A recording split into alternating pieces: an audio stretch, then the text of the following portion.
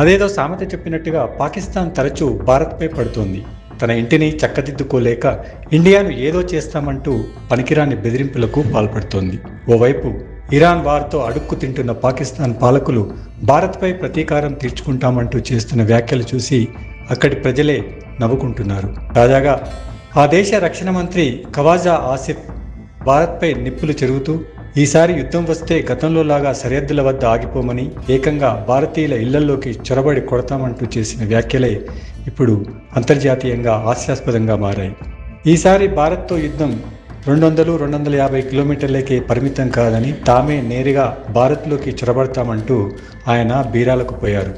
గత ఏడాది భారత్ జరిపిన ఆపరేషన్ సింధూర్తో కుదేలైన పాకిస్తాన్ ఆ అవమానాన్ని తట్టుకోలేకే ఇప్పుడు ఇలాంటి అవాకులు చవాకులు పేలుతోందని నిపుణులు భావిస్తున్నారు. భారత రక్షణ మంత్రి రాజ్నాథ్ సింగ్ ఇప్పటికే పాకిస్తాన్ను హెచ్చరించారు.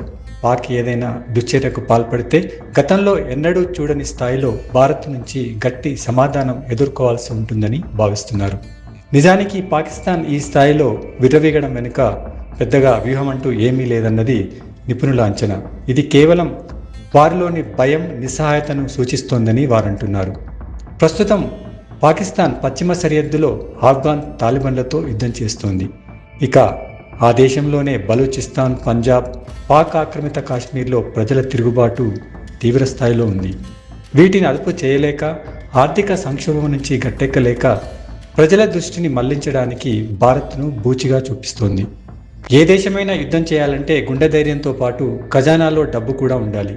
ప్రస్తుతం పాకిస్తాన్ విషయం చూస్తే కనీసం తమ దేశంలోని మంత్రులకే జీతాలు ఇవ్వలేని స్థితిలో ఉంది. ఇక ఇలాంటి పరిస్థితుల్లో పాకిస్తాన్ భారీగా యుద్ధాన్ని ఎలా కొనసాగిస్తుందన్నదే అతి పెద్ద ప్రశ్న. అంతేకాకుండా పాకిస్తాన్ మాజీ హై కమిషనర్ అబ్దుల్ బాసిత్ లాంటి వారు అమెరికా మమ్మల్ని కొడితే మేము ఢిల్లీ, ముంబైలను కొడతామంటూ పనికిమాలిన సలహాలు కూడా ఇస్తున్నారు.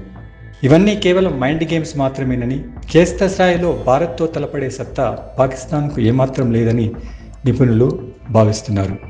2025 మే నెలలో జరిగిన పహల్గామ్ ఉగ్రదాడికి ప్రతీకారంగా భారత్ జరిపిన దాడుల దెబ్బ ఇంకా పచ్చిగానే ఉంది.